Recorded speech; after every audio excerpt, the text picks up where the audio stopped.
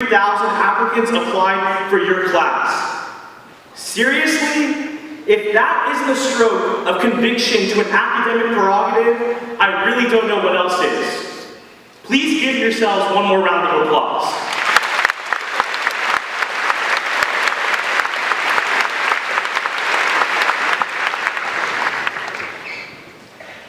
Class of 2018. Wow. To give you an idea of the lens that I'm looking at this from, I come from the class of 2015. And though that may not seem like a major gap in years, I was born in 1993, and you all on average are 1996, 1997. And don't get me started on the distinguished guest sitting behind us today.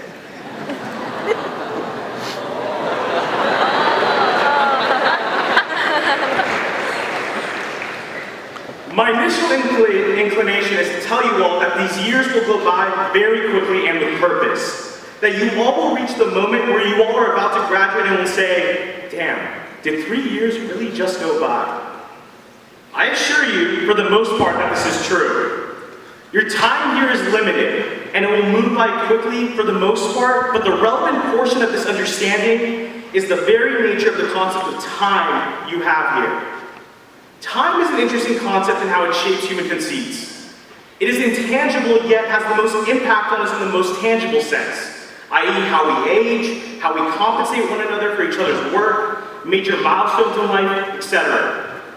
It is often a distinguishing factor and cause for anxiety. You'll realize this as deadlines approach for papers that you decided to put off until the night before. And most importantly, it is truly non-refundable and non-negotiable for the most privileged and the most destitute. It is perhaps the single most indiscriminate force that affects us all. Now, we can all agree that our time is moving at the same relevant pace, and though that for some of us a day may have dragged out, for others it may have ended just as soon as it started. But the point is that we all have 24 hours, or 1,440 minutes, or 86,400 seconds in a day. But who's counting?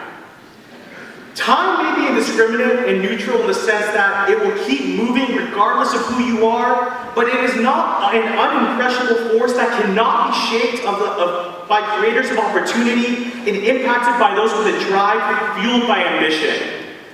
You have an incomprehensible amount of opportunity presented to you at this university.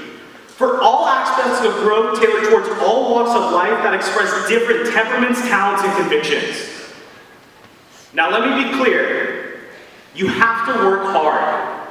You have to really work hard and struggle for what you want at such a large school with so many talented peers. But please, do not discount this as a negative or unfavorable. This pursuit, as I would identify it as, is what makes students from the University of California more effective leaders, innovators, and scholars in their fields. It is this hard and tiring work, fueled by your unsettling anxiety and fused by your relentless and unsettling ambition, that will make it that much more satisfying when you achieve what you set out to do, and help you reevaluate when you will inevitably fail. Which is what growth is about. Setting a baseline and projecting yourself forward no matter the obstacle. The pursuit is something that should have you working towards something every day and flexing your ability to use the resources that are being presented to you on this campus. This pursuit should drive you to associate with people who share your inexplicable hunger that no basic comments, Pippins, or Brandywine food binge could ever satisfy, but that requires the feeding of shared ambitions, desires to merely further your appetite for a stronger desire for growth and development. This pursuit is what distinguishes us from our counterparts, and why we find it unacceptable to say, yes, I finally made it, I'm a winner.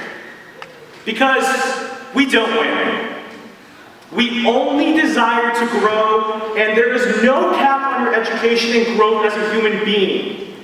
Saying you want is setting an impenetrable boundary for yourself that signals, I'm complacent, I'm done, the everlasting pursuit in my life has ceased. There is always something to work for, to strive for, to pursue. I hope that you end up working so hard, grow so much, and dedicate yourself to your passions that time sings for you like a symphony as you go through life.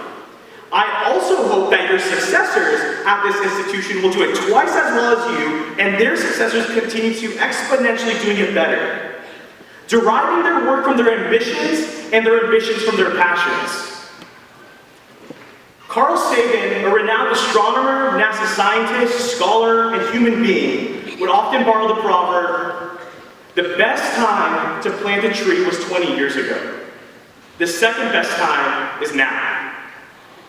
I hope you all will have a strong commitment to your own personal growth and development, and would hope to see that building yourselves also very much benefits building this university and our community.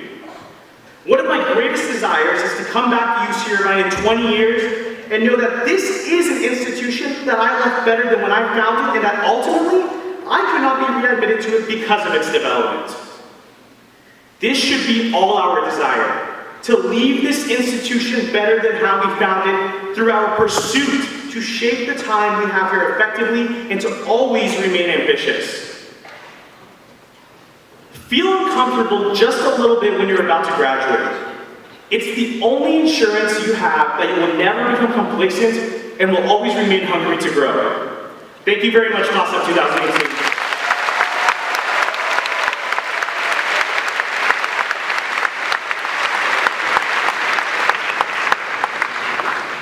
So know that as you applause, we not only thank our student body president for his remarks, but wish him good luck with he and his administration this year navigating the student politics this year. One more time, your student body president.